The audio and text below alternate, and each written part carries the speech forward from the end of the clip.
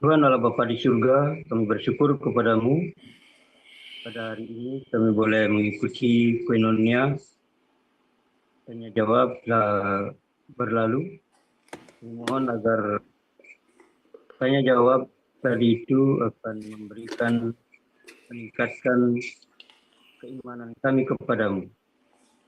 Bapa di surga, selanjutnya kami nak mendengarkan firman Tuhan yang akan dibawakan oleh Bapak Pastor Paul. Kami mohon Roh yang Kudus menolong kami untuk mengerti firman-Mu yang akan kami dengar. Berkati kami semua yang ada di Zoom dan juga di YouTube. Tambahkanlah iman kami melalui mendengarkan sabda-Mu. Dalam nama Tuhan Yesus kami berdoa. Amin.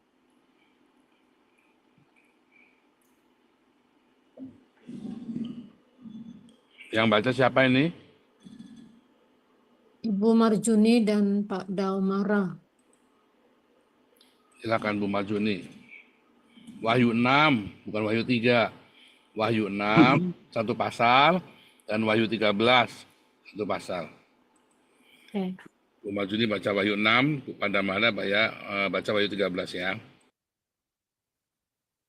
Maka aku melihat anak domba itu membuka yang pertama dari ketujuh meterai itu, dan aku mendengar yang pertama dari keempat makhluk itu berkata dengan suara bagaikan bunyi guru, "Mari." Dan aku melihat sesungguhnya ada seekor kuda putih dan orang yang menungganginya memegang sebuah panah, dan kepadanya dikaruniakan sebuah mahkota.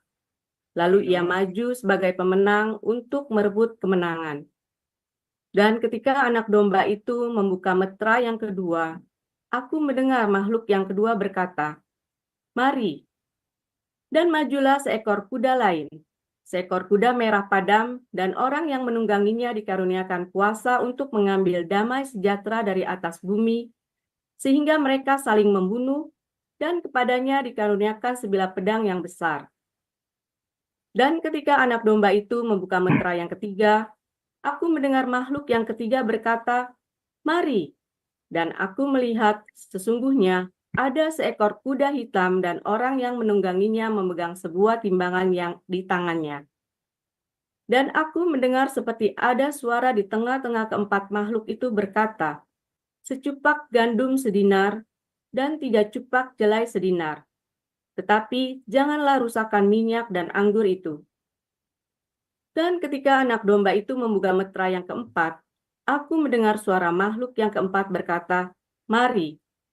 Dan aku melihat sesungguhnya ada seekor kuda hijau kuning dan orang yang menungganginya bernama Maut, dan kerajaan maut mengikutinya.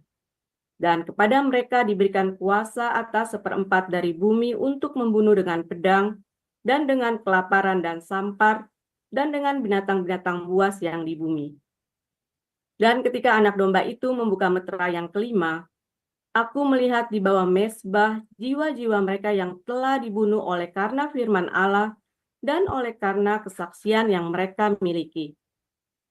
Dan mereka berseru dengan suara nyaring, katanya, "Berapa lamakah lagi, ya penguasa yang kudus dan benar, engkau tidak menghakimi dan tidak membalaskan darah kami kepada mereka yang diam di bumi?" Dan kepada mereka masing-masing diberikan sehelai jubah putih, dan kepada mereka dikatakan bahwa mereka harus beristirahat sedikit waktu lagi, hingga genap jumlah kawan-kawan pelayan dan saudara-saudara mereka yang akan dibunuh sama seperti mereka. Maka aku melihat ketika anak domba itu membuka meterai yang keenam, sesungguhnya terjadilah gempa bumi yang dahsyat, dan matahari menjadi hitam bagaikan karung rambut, dan bulan menjadi merah seluruhnya bagaikan darah. Dan bintang-bintang di langit berjatuhan ke atas bumi bagaikan pohon ara menggugurkan buah-buahnya yang mentah apabila ia digoncang angin yang kencang. Maka menyusutlah langit bagaikan gulungan kitab yang digulung, dan tergeserlah gunung-gunung dan pulau-pulau dari tempatnya. Dan raja-raja di bumi dan pembesar-pembesar serta perwira-perwira dan orang-orang kaya serta orang-orang berkuasa dan semua budak serta orang merdeka bersembunyi ke dalam gua-gua dan celah-celah batu karang di gunung. Dan mereka berkata kepada gunung-gunung dan kepada batu-batu karang itu, "Runtuhlah menimpa kami dan sembunyikanlah kami terhadap Dia yang duduk di atas tahta dan terhadap murka anak domba itu. Sebab sudah tiba hari besar murka mereka, dan siapakah yang dapat bertahan?" Demikian.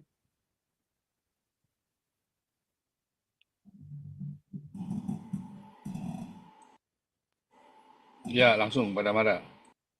Wahyu 13. Lalu aku melihat seekor binatang keluar dari dalam laut, bertanduk 10 dan berkepala 7. Di atas tanduk-tanduknya terdapat 10 mahkota dan pada kepalanya tertulis nama-nama hujat. Binatang yang kulihat itu berupa dengan macam tutul, dan kakinya seperti kaki beruang, dan mulutnya seperti mulut singa. Dan naga itu memberikan kepadanya kekuatannya dan tatahnya dan kekuasaannya yang besar. Maka tampaklah kepadaku satu dari kepala-kepalanya seperti kena luka yang membahayakan hidupnya. Tetapi luka yang membahayakan hidupnya itu sembuh. Seluruh dunia heran, lalu mengikut binatang itu. Dan mereka menyembah naga itu karena ia memberikan kekuasaan kepada binatang itu. Dan mereka menyembah binatang itu sambil berkata, "Siapakah yang sama seperti binatang ini? Dan siapakah yang dapat berperang melawan dia?" Dan kepada binatang itu diberikan mulut yang penuh kesombongan dan hujat. Kepadanya diberikan juga kuasa untuk melakukannya 42 bulan lamanya. Lalu ia membuka mulutnya untuk menghujat Allah, menghujat namanya dan kemah kediamannya dan semua mereka yang diam di surga. Dan ia diperkenankan untuk berperang melawan orang-orang kudus dan untuk mengalahkan mereka. Dan kepadanya diberikan kuasa atas setiap suku dan umat dan bahasa dan bangsa. Dan semua orang yang diam di atas bumi akan menyembahnya, yaitu setiap orang yang namanya tidak tertulis sejak dunia dijadikan di dalam kitab kehidupan dari anak domba yang telah disembelih. Barang siapa bertelinga, hendaklah ia mendengar. Barang siapa ditentukan untuk ditawan, ia akan ditawan. Barang siapa ditentukan untuk dibunuh dengan pedang, ia harus dibunuh dengan pedang. Yang penting di sini ialah ketabahan dan iman orang-orang kudus. Dan aku melihat seekor binatang lain keluar dari dalam bumi dan bertanduk 2 sama seperti anak domba, dan ia berbicara seperti seekor naga. Dan seluruh kuasa binatang yang pertama itu dijalankannya di depan matanya. Ia menyebabkan seluruh bumi dan semua penghuninya menyembah binatang pertama yang luka parahnya telah sembuh. Dan ia mengadakan tanda-tanda yang dahsyat. Bahkan ia menurunkan api dari langit ke bumi di depan mata semua orang. Ia menyesatkan mereka yang diam di bumi dengan tanda-tanda yang telah diberikan kepadanya untuk melakukannya di depan mata binatang itu. Dan ia menyuruh mereka yang diam di bumi supaya mereka mendirikan patung untuk menghormati binatang yang luka oleh pedang, namun yang tetap hidup itu. Dan kepadanya diberikan kuasa untuk memberikan nyawa kepada patung binatang itu, sehingga patung binatang itu berbicara juga dan bertindak begitu rupa, sehingga semua orang yang tidak menyembah patung binatang itu dibunuh. Dan ia menyebabkan sehingga kepada semua orang, kecil atau besar, kaya atau miskin, merdeka atau hamba, diberi tanda pada tangan kanannya atau pada dahinya. Dan tidak seorang pun yang dapat membeli atau menjual selain daripada mereka yang memakai tanda itu, yaitu nama binatang itu atau bilangan namanya. Yang penting di sini ialah hikmat. Barang siapa yang bijaksana, baiklah ia menghitung bilangan binatang itu. Karena bilangan itu adalah bilangan seorang manusia. Dan bilangannya ialah 666.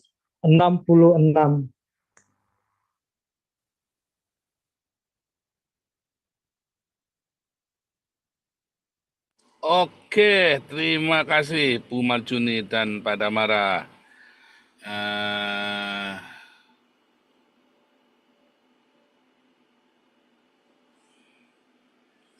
Ini saya tampilkan dulu ya.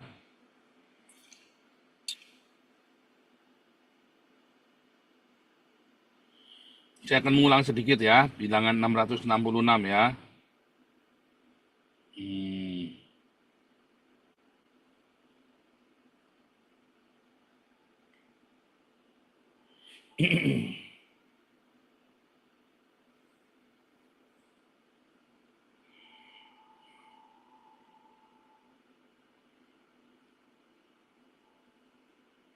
Lihat ya.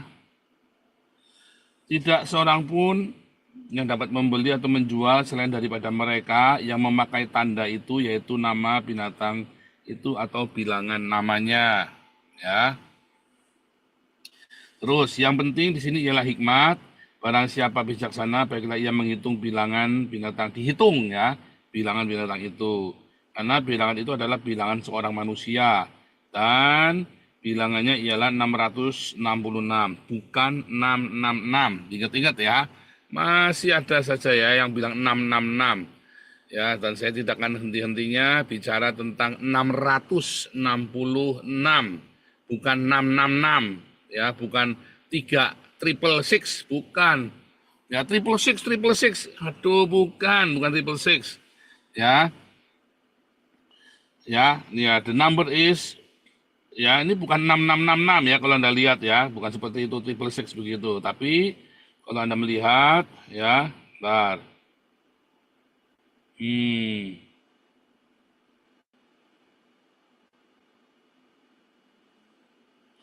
Lihat ya, ada di dalam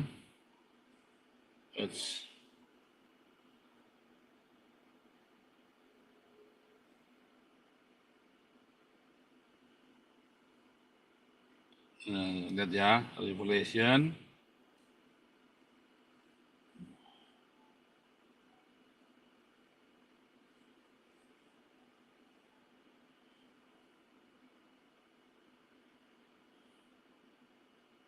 Lihat. Berupa ejaan ya. Hexakosioi, hexakonta, hex. Ya. Tetapi bukan tulisan hex, bukan ya, bukan hex, tapi hexakosioi, hexakonta, hex. Nah kalau Anda lihat nanti ini ya,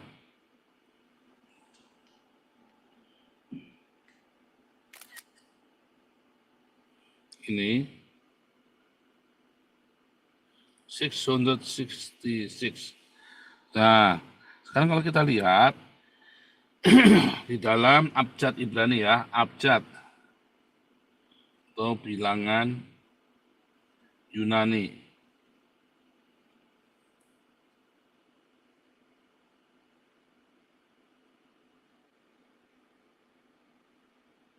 Kalau Anda melihat bilangan Yunani itu angka 600 itu 666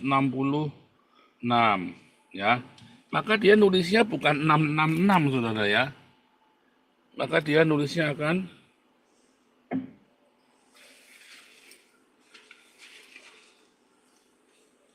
sebentar.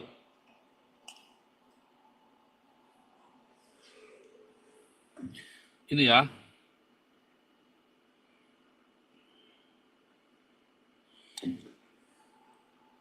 Jadi gimana nulisnya ini? Ini saya tunjukkan ya. Supaya rapi dulu ya. Maka dia akan nulisnya adalah nih 666.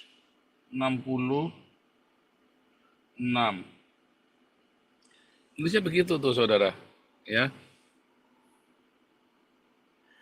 Bukan ya 666, bukan. Kalaupun mau diwakili dengan angka ya, bukan dengan letter, dengan huruf, tapi dengan angka.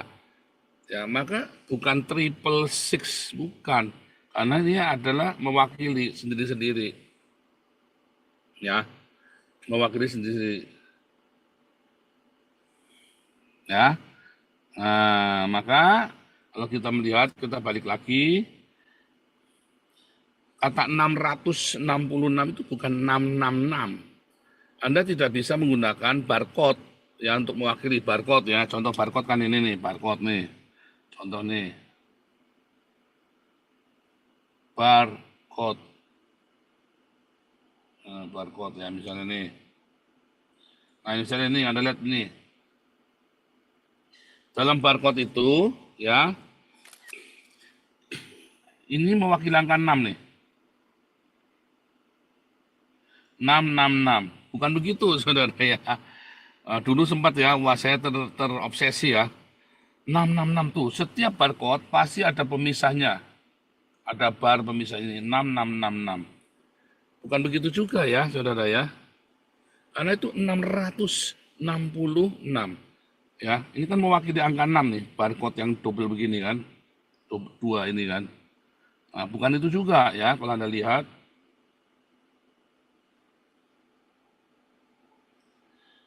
Itu contohnya ya, saudara ya. Image. Nah itu ya. Contohnya nih, ini kan angka 3. Ini kan angka 3 nih. Saya kasih ini nih, saya kasih katuk-katukin ya. Ini kan angka 3.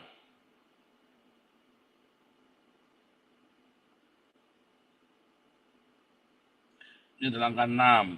Ya. Ini 0, 0, 0. Ini angka 6-nya nih, ini angka 3. Ya, ini kan 3, ini 6. Ini 0, 0, 0. Nah, ini 6 kan sama ini kan? Anggap nggak? Pengkodean itu ya. Tadinya saya berpikir seperti itu, 6666. Dulu ya, zaman saya SMA, kuliah.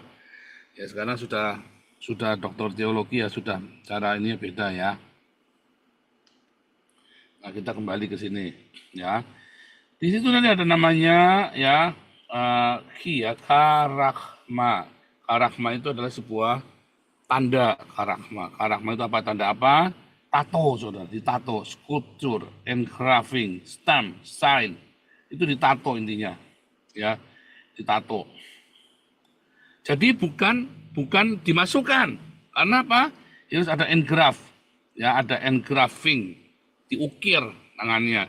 Sculpture, stamp, di stamp, sign, tanda, sebuah tanda yang diukirkan di tangan. Maka microchip itu bukan salah satunya, ya. Microchip itu bukan salah satunya. Anda jangan mau di framing ya dengan pendeta-pendeta yang ngaco-ngaco itu ya. Yang nanti microchip ya suntikan corona itu ya. Kecuali Anda disuntik di dahimu, saudara ya. Siapa yang divaksin dicucus di batuknya gini, saudara. Ya. Wah, kan edan ini, saudara. Dokternya kan geblek ini, masa disuntikan di batuknya begini. Dokter edan ini, saudara. Anda yang mau disuntik batuknya ya edan. Siapa suruh mau, saudara. Suntiknya di tangan kiri. Ya kan, siapa yang waktu vaksin corona suntiknya di tangan kanan? Saya mah 3 kali di tangan kiri ya. Saya 3 kali ya, di tangan kiri saya. Ya, saudara ya, jadi di tangan kiri. Padahal tadi Wahyu 13 ayat 8, 17 dan 18 di tangan kanan. Ya. Di tangan kanan.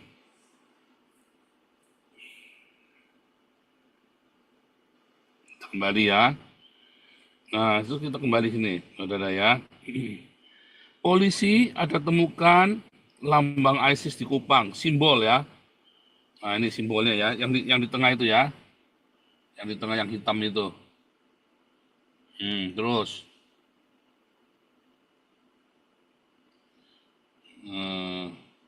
Lihat. Sebentar. Ini kita ngulangi sedikit ya, supaya Anda jangan. Nah, nanti bentuknya seperti ini, saudara. Ya, bentuknya. Bilangan antikris 666 adalah syahadat. Kenapa bisa syahadat? Karena ternyata ya syahadat Islam itu jumlahnya adalah 616. Loh, kan 666, Pak. Yang 50 dari mana? Yang 50. Ya, ini 616 jumlahnya. Ya. Yang 50-nya adalah huruf nun. Tuh. Huruf nun itu bilangannya adalah 50. Ya, tuh huruf nun. Jadi Anda akan ditatonya seperti ini. Ini sudah terjadi ya, ISIS di Syria. Ya, letter nun ya, ini ISIS di Syria ya, letter nun.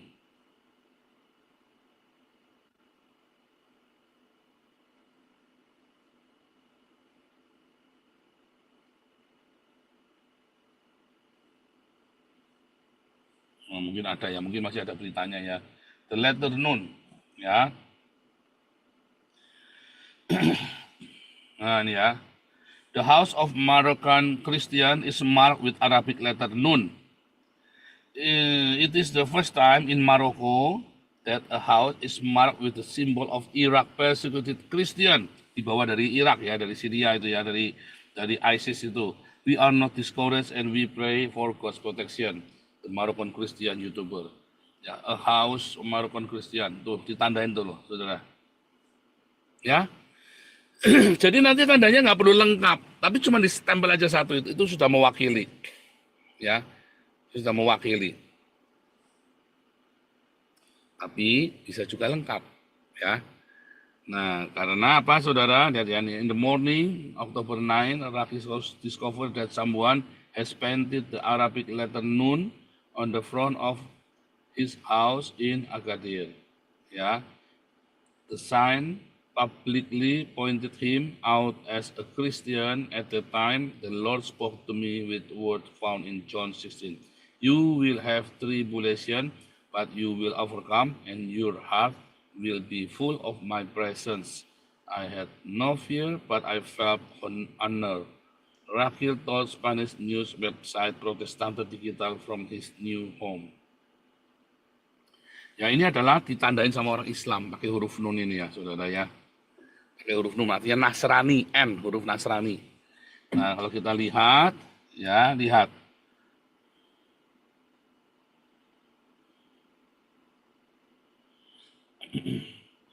Ketika di dalam Wahyu ini ya, 16, Wahyu 13 ayat 18, and his number is 666 ya, bukan angka 666 ya. Ini kan karena dalam bahasa Inggris saja ya, ditulisnya begitu.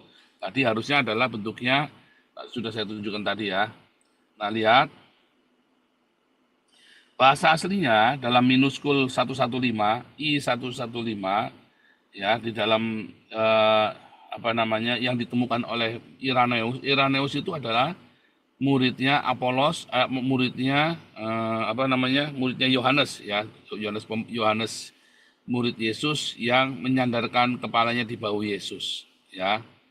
Nah, Irenaeus ini adalah cucu muridnya Yohanes ya. Nah, jadi sangat dekat. Dan dia mengatakan ya bahwa angkanya itu adalah 616 ya. 616 saudara ya, ada dalam satu minuskul 115 di zaman itu ya, zamannya Irenaeus itu ya. Nah, saudara, lihat, Yesus pernah berkata ya, 1 iota ya, 1 iota atau 1 titik pun tidak akan ditiadakan dari hukum Taurat. 1 iota loh, angka I ya. Ya saudara ya, 1 iota pun tidak akan dihilangkan. Nah, Angka 616, tadi kalau kita lihat angka 616.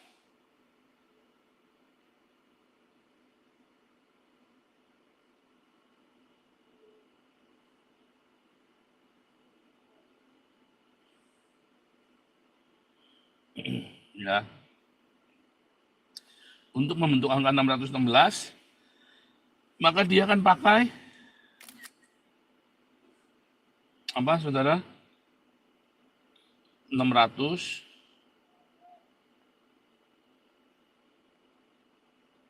ya, 1 iota dan angka 5 epsilon, saudara. Epsilon. Ini.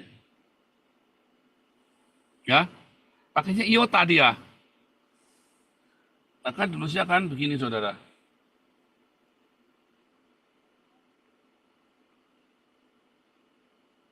(616) ya, itu 616. Kalau tadi kan 666 ya kan, ini 616, ini 666. Kelihatan nggak tuh? Nah, Yesus berkata 1 iota kita akan lenyap. Iota ini loh maksudnya, iota ini loh. 1 iota, ya. Artinya 616. Dan kenapa 616? Karena dia harus menambahkan angka 50 di situ. Lihat.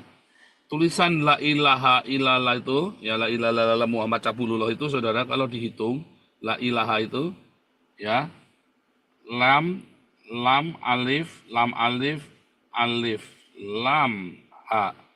Maka jumlahnya 67. Ya, kata illa, ya, alif, lam, alif. Ya, dan seterusnya itu ya. Maka itu jumlahnya nanti jumlah 616. Jadi total jumlah syahadat Islam itu adalah 616, persis tadi dalam minuskul 115 yang zamannya Irenaeus. Ya. Irenaeus itu muridnya Polikarpus. Polikarpus itu muridnya Yohanes. Jadi cucu muridnya Yohanes ya. Jadi Irenaeus menemukan bukti itu 616 ya. Nah, kemudian kalau Anda melihat kata 616 itu ya, ini ya tadi ya, dalam minuskul 115 ya, intasi elemen ya, scientific number, the beast revelation, chi iota stigma ya.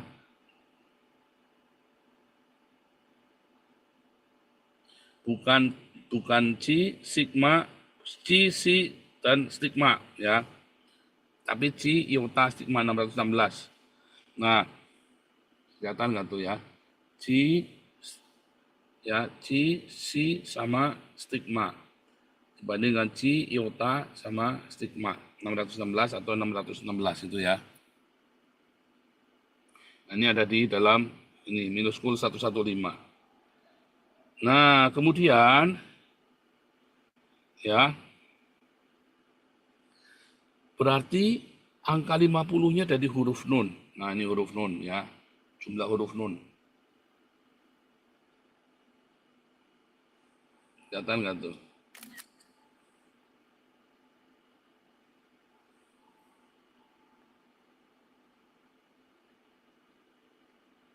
Huruf nun 50 ya. Huruf nun itu angkanya 50. Tadi yang kita baca ya. Huruf nun itu 50, angkanya udah kita baca. Beritanya ya, yang kejadian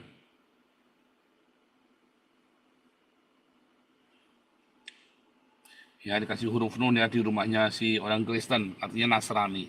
Jadi kalau kamu bersyahadat Islam dan kamu bekas Nasrani, maka ditulis 666, saudara. Dan zaman itu seluruh dunia itu rata-rata sudah jadi Kristen. Ya, rata-rata. Agama Kristen akan menjadi agama yang paling mayoritas di seluruh dunia, akan terjadi kebangunan rohani. Ya, saya sudah melihat dan sudah banyak. Hari ini penginjilan di seluruh sudut-sudut, di Den Haag, di Rotterdam, di Amsterdam, di Utrecht, di Belanda itu ya, termasuk yang di Berlin, di mana itu banyak sekali orang penginjilan di pinggir-pinggir jalan, saudara ya. Itu.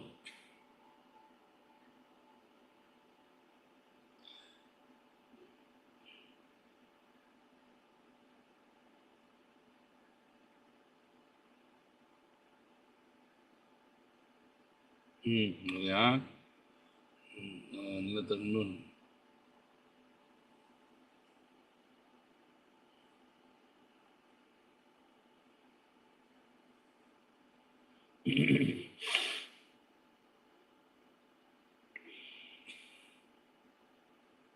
Ya, di semua rumah-rumah orang Kristen ditulis huruf nun semua tuh, saudara. Kelihatan tuh ya. Kenapa bukan microchip? Ya takut orang Islamnya. Orang Islam itu takut dengan teknologi. Ya. Karena Muhammad tidak menggunakan microchip. Orang Islam itu adalah ketika kamu menjadi Islam, artinya kamu kembali ke teknologinya Muhammad. Itu beneran, saudara.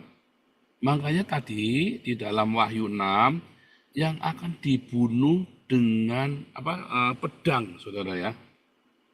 Mereka akan membunuh dengan pedang.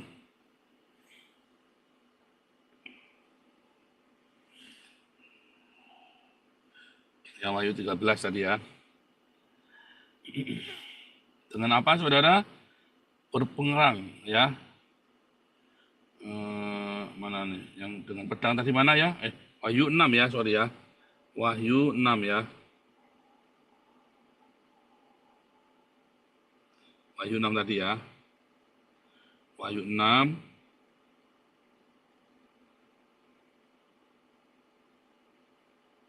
Sebelah pedangnya ya. Majulah seekor kuda lain, seekor kuda merah padam, menunggangi dikandungkan kuasa mengambil damai sejahtera dari bumi.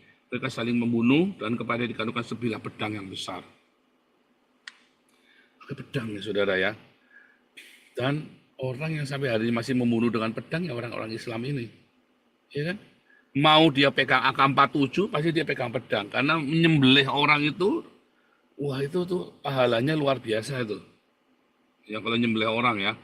Lihat, aku melihat sesungguhnya seekor kuda hijau kuning. Ini 2 kali ya, kuda hitam dan hijau kuning. Yang orang menunggangi bernama Maut, kerajaan Maut, mengikutinya kepada mereka diberikan kuasa 1/4 dari bumi membunuh dengan pedang.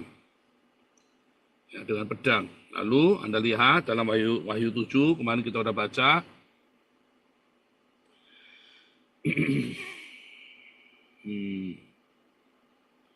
Sebentar ya.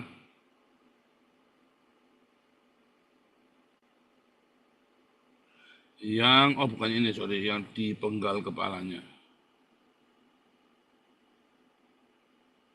Sebentar ya. Itu ada di Wahyu ya. Nah ini ya. Wahyu 20. Aku melihat tahta dan orang-orang yang duduk di atasnya, kepada mereka diserahkan kuasa untuk menghakimi. Aku juga melihat jiwa-jiwa mereka yang telah dipenggal kepalanya karena kesaksian tentang Yesus. Yang hobi menggal kepala apakah orang Roma, saudara? Bukan. Orang Islam. Ya, yang suka ngorok orang itu, yang nyembelih gitu ya. Islam. Ya. Dan yang tidak menyembah binatang itu dan patungnya, yang tidak juga menerima tandanya. Tanda apa tadi? Syahadat Islam tadi. 616 ditambah huruf nun 50. 660. Nah, Islam ini akan menghindari semua teknologi. Karena teknologi itu yang menciptakan adalah orang Yahudi, saudara. Dan orang Kristen. Semua teknologi di dunia, adakah orang Islam menciptakan teknologi? Tidak ada, saudara. Tidak ada teknologi yang diciptakan oleh orang Islam. Orang Islam mau semua seluruh dunia kembali ke zaman Muhammad. Pakai onta, pakai kuda. Makanya nanti kalau Anda jadi Islam Indonesia menjadi khilafah, Anda jarang nanti nemu mobil Mercy. Ya, Anda nemunya apa, saudara? Onta nanti. Bisa ada onta nanti di puncak, di Jakarta, di tengah kota. Mereka naik onta, saudara. Pahalanya besar. Kamu akan melihat banyak sekali tai onta di DKI, di jalan-jalan itu, di balai kotanya itu ya. Kalau kemarin Anies Baswedan yang menang jadi presiden, di Jakarta itu isinya tai onta. Saudara. Karena banyak orang nanti naik onta. Serius. Beneran. Cara pakaian aja mereka kembali ke zaman Muhammad. Cara berpakaian, peradaban, Anda dikembalikan kepada zaman Muhammad. Ya, Anda mulai nanti dilarang pakai handphone, dilarang pakai teknologi. Karena semua teknologi itu akan menghancurkan Islam. Islam dihancurkan oleh internet, oleh Google, oleh Facebook, Twitter. oleh TikTok. Semua lihat apologet-apologet Islam, para pendakwa-pendakwa Islam babak belur, saudara ya. Dari Zakir Naik sampai Donditan, sampai Suma, sampai siapapun sebut babak belur semua. Saya saja kasih 1 miliar, sayembara siapa yang bisa membuktikan Allah Islam ada. Sampai sekarang belum bisa ada yang membuktikan. Ya, sampai sekarang belum bisa membuktikan Allah Islam itu ada. Karena itu pertanyaan yang mengerikan bagi orang Islam ya. Buktikan Allah Islam itu ada. Dijamin nggak ada yang bisa membuktikan. Lalu mereka merasanya lebih pintar dari saya, padahal IQ-nya mereka di bawah 70, IQ saya 130. Ya, lalu mereka merasa lebih pintar dari saya. Iya, kalau kamu bisa membuktikan Allah Islam ada, kalau kamu IQ-nya 60, kamu akan tahu ada buktinya bahwa Allah Islam ada, tapi dengan IQ 60, saudara. Syaratnya IQ harus 60. Ya, apa itu, saudara? Ya pokoknya kalau kamu tidak percaya, tak sembelih kamu. Beneran, saudara ya. Ya kan, berapa ancaman tuh saya tuh tiap saya ke TikTok itu ya mesti diancam. Saya bunuh kamu. Oh, udah berkali-kali tuh ya saya diancam di TikTok gitu ya. Saya bunuh kamu. Oh, dari zaman Facebook, TikTok semua ya. Saya bunuh kamu.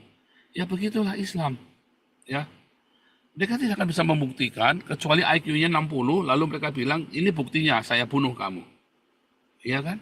Kalau kamu tidak percaya dengan bukti yang saya berikan, saya bunuh kamu. Itu fakta. Ya. Jadi teknologi itu akan di downgrade, ya, akan di downgrade. Kenapa? Karena teknologi membuat orang Islam ya menjadi kelihatan bodong, kelihatan palsu. Orang Islam kelihatan goblok, bodoh. Kenapa? Karena teknologi. Maka kayak kemarin ya, dari handphone mereka sekarang pakainya pager sama walkie-talkie. Tentara-tentara Lebanon, tentara Hamas, sekarang mereka pakainya pager sama walkie-talkie. Mereka pikir tidak bisa dibajak, ternyata pun bisa dibajak. Apalagi microchip. Maka orang Islam itu pasti anti microchip. Coba deh nanti kalau nggak percaya. Yang nentang pasti orang Islam microchip ini. Dianggap apa haram. Di Indonesia nggak akan jalan apa haram. Nggak boleh pasang microchip di badan kita. Haram pasti. Lalu orang Kristennya ikut-ikutan, paranoid, ya takut dengan microchip. Padahal microchip ini yang membuat kita menjadi lebih makmur dunia. Tidak ada kesenjangan, ya karena microchip. Namun kemudian microchip ini akan dibajak oleh Islam sama ya, karena mereka takut dengan internet, dengan microchip, dengan segala macam teknologi. Teknologi akan membuat Muhammad jadi seperti tikus di dalam got, saudara, ketangkap basah. Ya kan? Kelihatan semua kecabulannya, kesesatannya, kebejatannya. Ya, hanya teknologi yang bisa membuktikan itu. Zaman itu orang nggak ngerti. Diketawain kalau orang bilang Muhammad membelah bulan. Seluruh dunia ketawa. Ya, katanya membelah itu tandanya buktinya NASA. Akhirnya mereka bohong lagi. Ya, memalsukan NASA, ya kan? Berita dari NASA, mereka bikin website palsu ya. Oh, ini websitenya NASA, dibikin palsu. Ini buktinya nih, NASA membuktikan bahwa bulan pernah terbelah dan segala macam mukjizat-mukjizat palsu lainnya. Itu kan terjadi. Nah, itu adalah revolusi dari antikristus. Mereka melakukan revolusi teknologi, mendowngrade teknologi itu. Dan itu nanti akan terjadi di zaman kita, teknologi yang di-downgrade. Mereka akan menghancurkan semua peradaban. Lihat ya, yang dihancurkan oleh Islam, ya, yang ditarget oleh Islam selalu peradaban. Dirubah jadi peradaban Arab. Anda semua akan dirubah peradabanmu jadi peradaban Arab. Kalau kemarin Anies menang, maka Indonesia akan menjadi Indonistan. Ya, kalian akan melihat banyak tai onta. Kalian hanya yang melihat jilbab di sepanjang jalan. Sekarang saja kan Indonesia ini kan jadi negara jilbab kan, ya kan? Jadi kacau nih Indonesia ini. Itu yang Anda akan lihat. Nah, kemudian para orang Kristennya jadi kadrun. Jadi kadrun apa? Takut sama microchip, takut sama vaksin. Bodoh kamu, saudara. Kamu ngurusi perkara-perkara yang tidak penting, vaksin, microchip. Kamu ketakutan dengan itu sehingga kamu tidak produktif lagi. Ya kan? Tetapi kalau Anda sudah ngerti tadi bahwa bilangan antikristus itu bukan vaksin dan microchip, tapi itu adalah syahadat Islam yang ditato nanti di dahimu atau di tanganmu. Supaya kamu tidak bisa murtad lagi dari Islam. Supaya kamu tidak bisa meninggalkan Islam. Karena kalau sudah kasih tanda, orang Kristen tidak akan mau menerima kamu. Kenapa? Karena itu bahaya, kamu itu lawan atau kawan. Ya, ingat di zaman nanti ketika antikristus datang, dunia itu chaos loh. Begitu orang sudah ada tandanya, kamu tidak bisa menganggap dia itu adalah kawanmu. Hati-hati, saudara. Dia bisa kapan saja berkhianat. Ya. Nah, kalau Anda melihat tadi ya tanda-tanda itu ya, Anda sudah tahu bahwa jangan menggunakan tanda itu. Ya.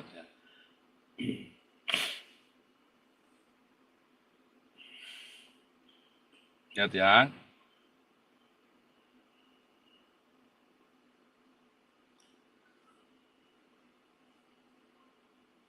Barang siapa ditentukan untuk ditawan, ia akan ditawan. Barang siapa ditentukan untuk dibunuh dengan pedang, ia harus dibunuh dengan pedang. Pedang lagi, saudara. Ya, ditawan atau dibunuh dengan pedang lagi. Kenapa? Karena kalau pakai teknologi lagi, orang Islam takut, saudara. Takut. Ya, bentar.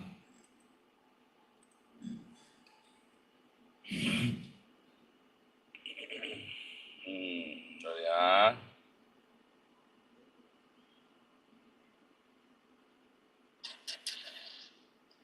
Mana nih?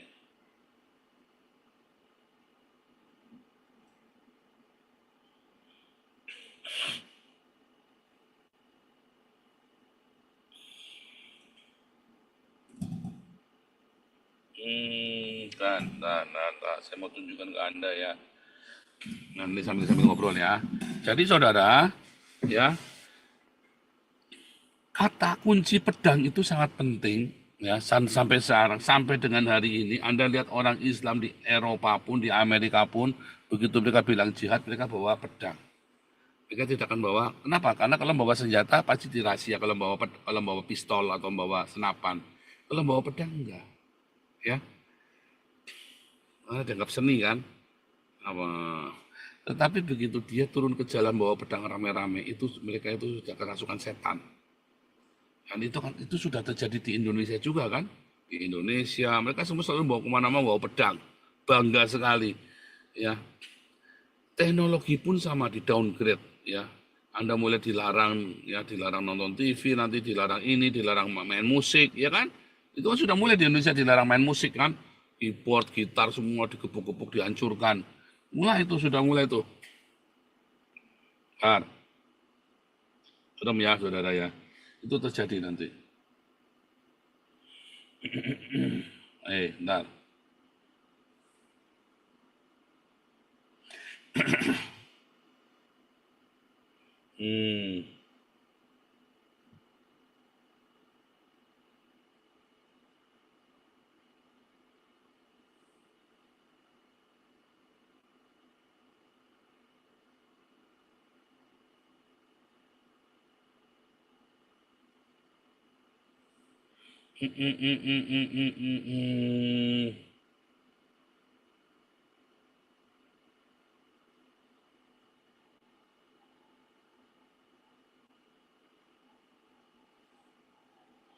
Lihat ya, saya kembalikan ini nih.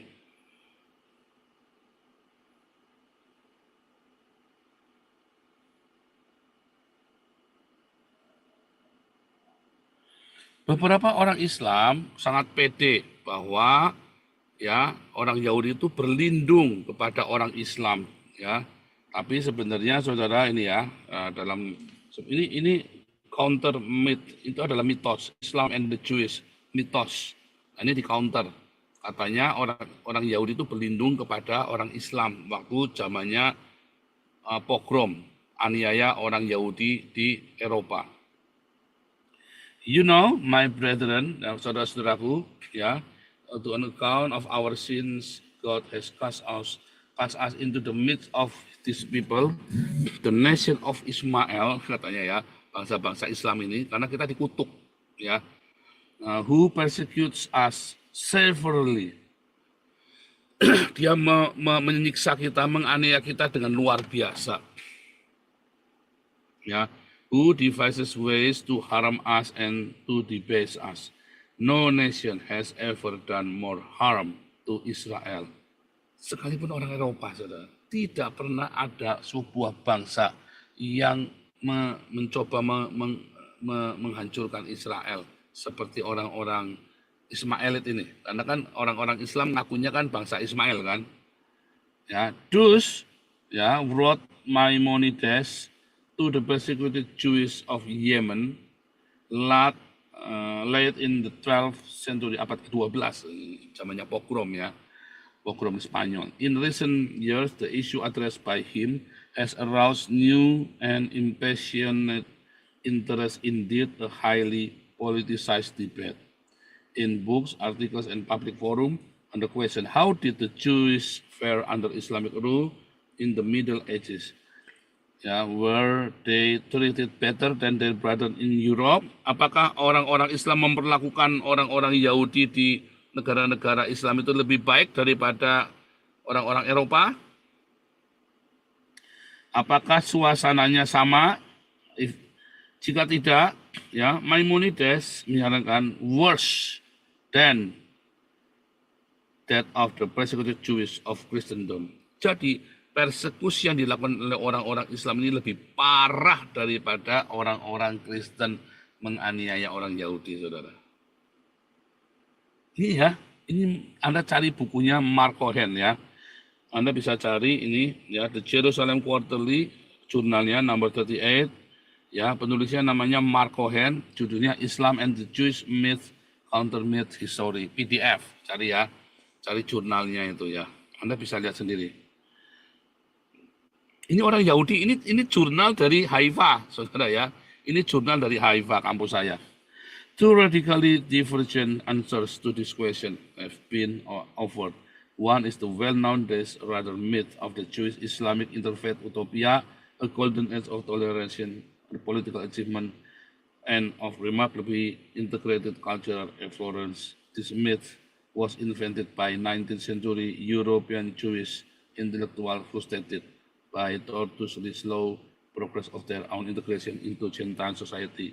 Jadi mitos ini, ya, orang Islam itu lebih baik daripada orang Kristen, itu dibangun di abad ke-19 oleh orang-orang Yahudi Eropa. Waktu itu ada namanya Jewish emancipation, saudara, emansipasi Yahudi.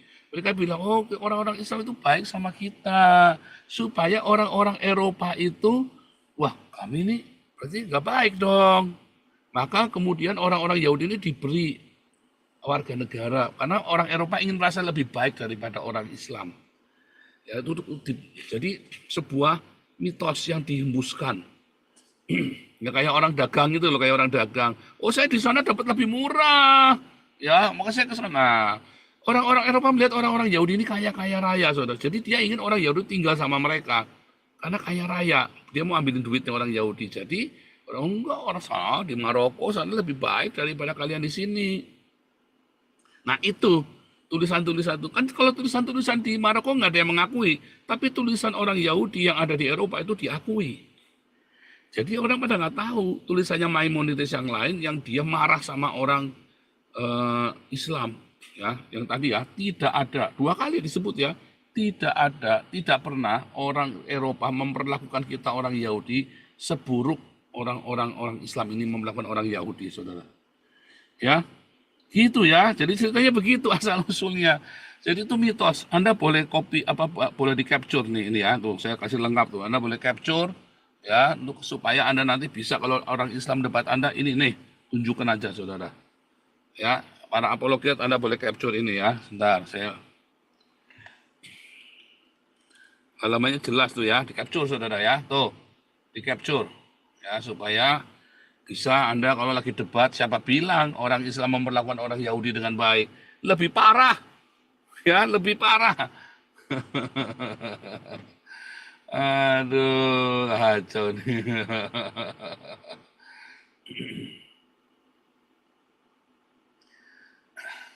Ya, Solid sekali. Nah, buktinya ya, buktinya ini A1 banget ini. Serem ya, di capture ya, buat kalau Anda lagi debat, tunjukkan ini kepada mereka ya, tunjukkan ini, kalau lagi debat.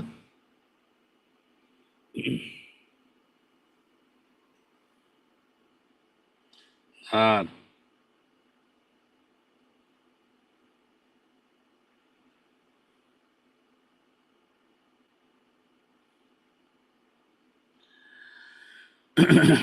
eh,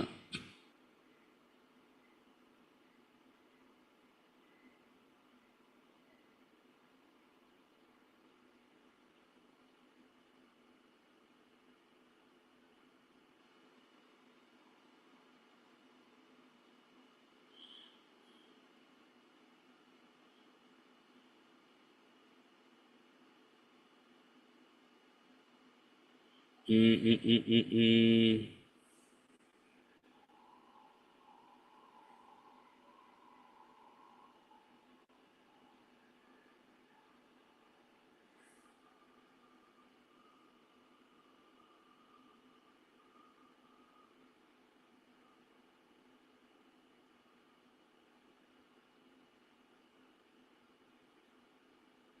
Kan ya, kita situ dulu ya. Nanti kita buat. Jadi saudara, ya, kalau Anda melihat perkembangan zaman sekarang ini, ya, Anda lihat amatin ya perkembangan dunia ini, ya pergerakan orang-orang Islam yang anti teknologi, ya, dan ada orang Islam ya terbuktikan yang di Lebanon itu kan, dia benar-benar jauh-jauh dari teknologi kan, karena pakai walkie-talkie saja Anda bisa kelacak tuh Anda ada di mana.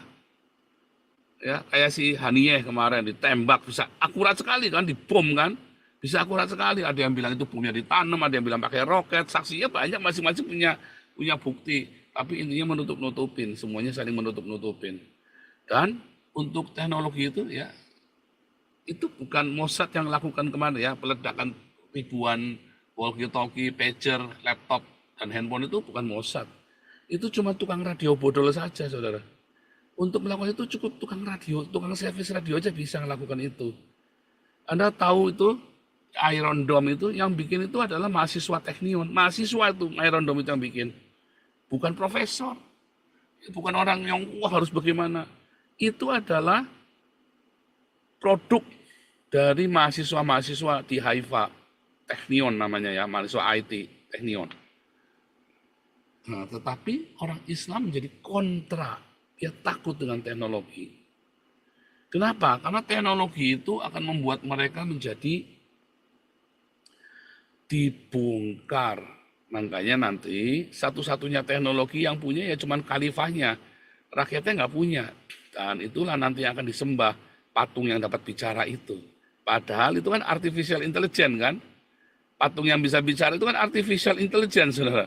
Tapi karena zaman itu udah nggak ada yang punya lagi, ya zaman itu sudah nggak ada yang punya lagi, dan di Arab itu artificial intelligence itu ditutup-tutupi, lalu rakyatnya mulai menyembah patung yang dapat bicara itu, saudara.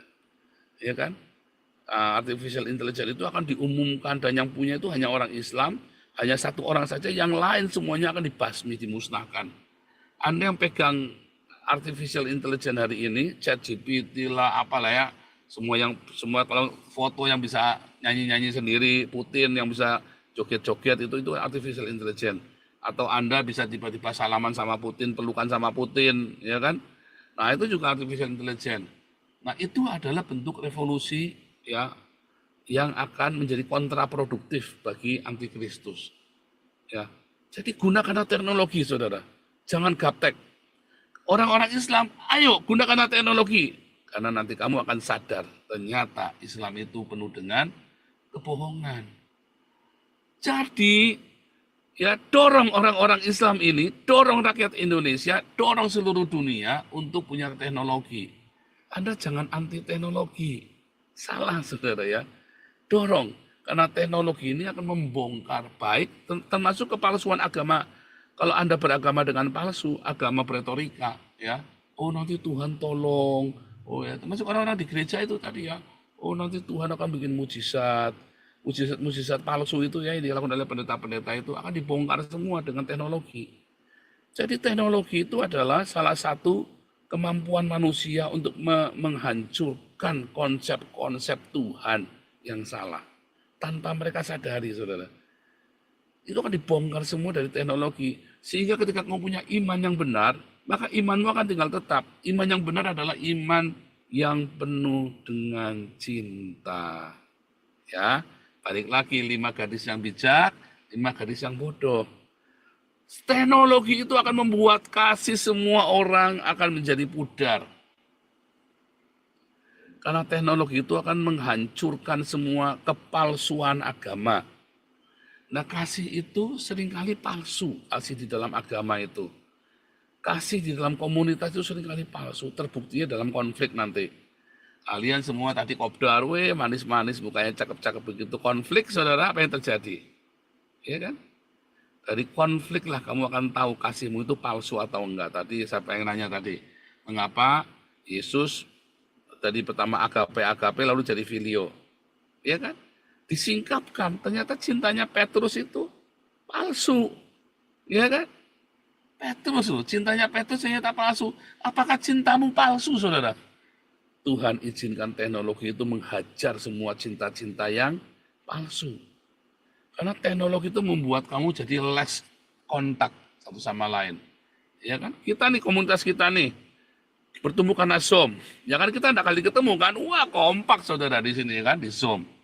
Begitu ketemu, kontak komunikasi, ada gesekan, bikin yayasan, gegeran, mutung-mutungan. Iya kan? Bahkan ada yang memfitnah saya, saudara. Iya kan? Ada yang memfitnah saya itu. Ya, saking bencinya sama saya, ketemu juga kagak pernah. Iya kan? Less kontak, saudara. Kita sangat sedikit sekali kontak satu sama lain. Kenal aja enggak. Iya kan? Kenal aja enggak. Saya pengurus yang pernah ketemu cuma Bu Mantu, Bu Marjuni, Bu Lianti, Pak Stephen, Pak Iman. Ya, yang lain saya nggak pernah ketemu. Pak Andi, aktivis kita kan, Pak Andi yang di Amerika itu kan. Siapa lagi? Nggak ada lagi. Pak Paul Dere aja baru ketemu tadi malam, Pak Paul Dere itu yang di Amerika. Udah yang lain pernah ketemu nggak pernah. Dulu zaman Galarua, apakah saya kenal sama mereka? Tak satu pun saya kenal. Nggak tahu saya orangnya, nggak pernah ketemu orangnya. Ya, yang datang kan fitnahan-fitnahannya, saudara kan? Yang datang fitnahannya. Orang sih nggak pernah tahu. Iya kan? Nah itu loh, saudara. Teknologi itu akan salah satu pisau, salah satu alat untuk membersihkan. Jadi jangan takut, jangan anti dengan teknologi. Tetapi kamu harus punya cinta yang melimpah. Karena teknologi itu akan membuat kamu jadi dingin. Kalau cintamu tidak melimpah. Cara kamu bisa memegang teknologi dengan cinta. Kalau tidak, teknologi itu akan menjadi mesin pembunuh. Teknologi itu akan menjadikan sebuah racun, sebuah mesin pembunuh. Tetapi kalau kamu punya cinta di hatimu, kamu punya teknologi, kamu akan sembuhkan banyak orang sakit. Dengan teknologi, cloning misalnya kan, dengan stem cell. Di Belanda nggak boleh ya stem cell ya. Kemarin ada kawan kita dokter izinnya dicabut gara-gara dia praktek stem cell itu ya. Serius saudara ya. Karena kan itu teknologi itu bisa dikemungkinan bikin cloning lalu orang jadi brutal kan, ya bikin bayi buatan lah, apalah manusia buatan itu kan nggak boleh di Belanda itu masih belum boleh. Nah teknologi kalau di tangan orang-orang yang tidak punya cinta maka teknologi itu akan menghancurkan semua agama apapun, saudara. Agama apapun akan hancur di tangan teknologi. Agama apapun, Kristen, Buddha, Hindu, Islam apalagi hancur di tangan teknologi. Makanya Islam takut dengan teknologi. Ya, Islam itu takut dengan teknologi, tetapi Kristen tidak takut dengan teknologi. Karena apa, saudara? Karena Kristen itu adalah cinta adalah Kristen. Kamu kan disebut Kristen kalau kamu punya cintanya Tuhan Yesus, bukan karena kamu Trinitas Oneness. Bukan, saudara. Udah hancur, udah lewat. Kalau kamu punya cintanya Tuhan Yesus, maka kamu akan disebut Kristen. Ya, Ayatnya di mana buktinya, saudara?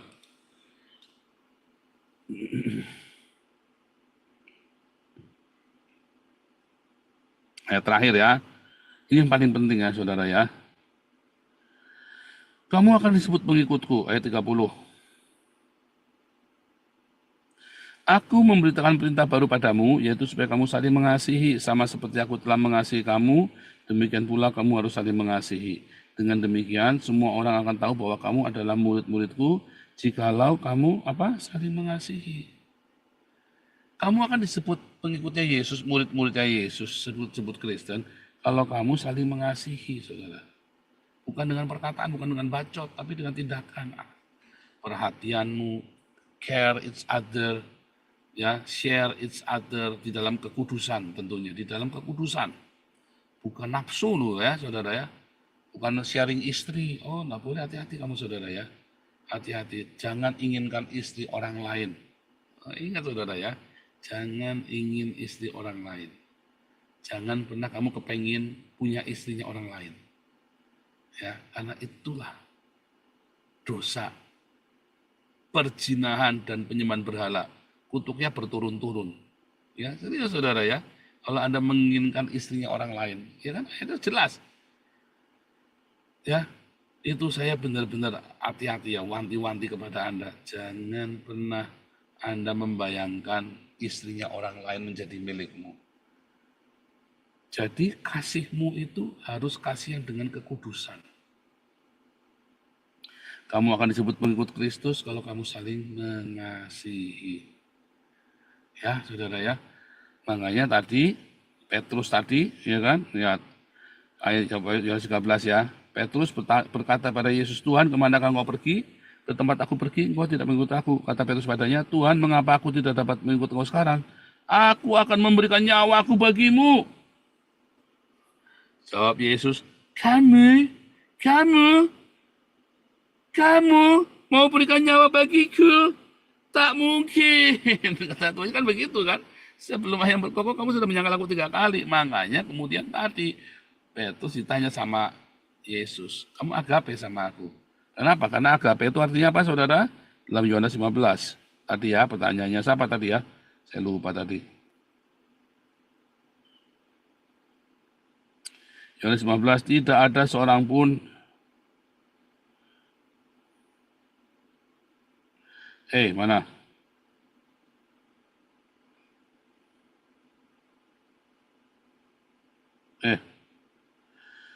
Nah ini ayat 13, Yohanes 15 ayat 13. Tidak ada kasih yang lebih besar daripada kasih seorang yang memberikan nyawanya untuk sahabatnya. Tadi ya Petrus bilang, aku akan memberikan nyawaku bagimu. Itu agape.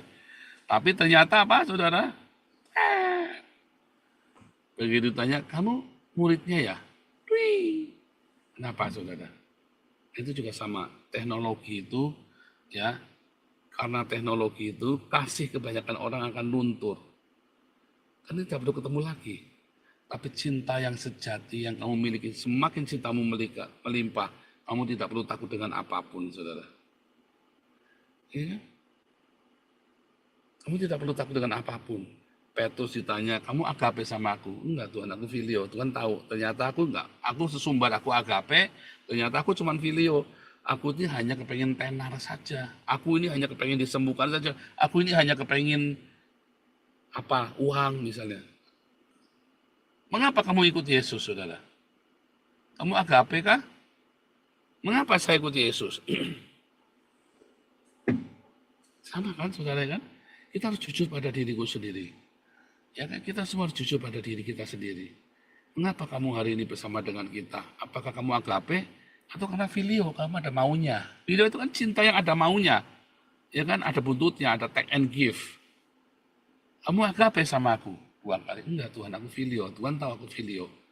Kamu agape sama aku? Enggak Tuhan, filio. Ketika kamu filio, iya Tuhan. Tuhan kan tahu, aku sudah sesumbar aku agape, tapi ternyata aku hanya filio. Aku tuh udah maunya ikutmu Tuhan.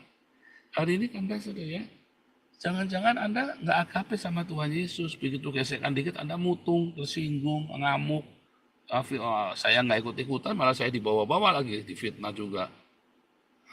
Apakah kamu agape sama Tuhan Yesus, saudara? Ya, itu pertanyaan besar. Nah, teknologi ini terakhir, terakhir dari Wahyu 6 ya. Wahyu 6 tadi balik ya. Kuda hitam, makhluk yang kedua ya. Majulah kuda lain, kuda merah padam, menunggangi diberikan kuasa mengambil damai sejahtera, diambil damai sejahtera. Kalau damai sejahtera kan kasih, sukacita, damai sejahtera. Karena apa? Karena kasih itu diambil di atas bumi. Mereka saling bunuh, kepadanya diberikan sebilah pedang yang besar. Ya, kasih kebanyakan orang akan menjadi dingin. Kasih menjadi dingin. Ya katanya ya, kasih kebanyakan orang menjadi dingin. Makin banyak durhaka, maka kasih kebanyakan orang akan menjadi dingin. Ya, makin dingin. Nah, teknologi itu kan menguji cintamu, tetapi kedurhakaan akan memadamkan cintamu, saudara. Pengkhianatan demi pengkhianatan. Makanya di dalam masa-masa teknologi ini, kita masih menikmati teknologi ini, cintamu itu akan dibedakan. Apa cinta yang sejati, apa enggak.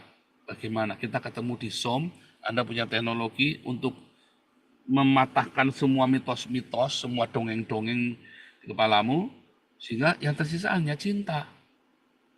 Tetapi nanti Antikristus datang, kasihmu akan padam. Sekarang cinta apa yang kamu miliki di hatimu? Filio, eros, storge, persaudaraan, hawa nafsu, atau cintanya Tuhan Yesus? Sebab apapun yang kamu cinta, yang kamu miliki saat Antikristus itu datang, itu kan dihabiskan. Agape pun akan dihabiskan. Tinggal seberapa besar kamu punya agape, yang tersisa seberapa, itulah nanti yang lolos untuk menyambut Tuhan Yesus datang. Seberapa cintamu tersisa di hidupmu, cinta agape itu, itulah cinta untuk menyambut kedatangan Yesus yang kedua kali, saudara. Mempelai, kita ini menyambut mempelai datang. Tapi pelita kita tetap menyala. Tapi kalau cinta agape, kamu tidak punya cinta agape, ternyata cintamu itu eros, atau cintamu itu hanya filio, cintamu itu hanya storge. Ya sudah, kelar hidupmu. Kelar, sudah. Karena kamu tidak punya agape. Cinta apa yang kamu punya hari ini? Agape kah, filio kah, eros kah, storge kah? Dan berapa banyak cinta agape itu kamu punya? Hati-hati, saudara. Ya, respon-responmu di masa-masa ini sangat penting. Ya, makanya mulailah, triggernya adalah selalu apa? Berdiakonia. Haleluya, Tuhan Yesus memberkati.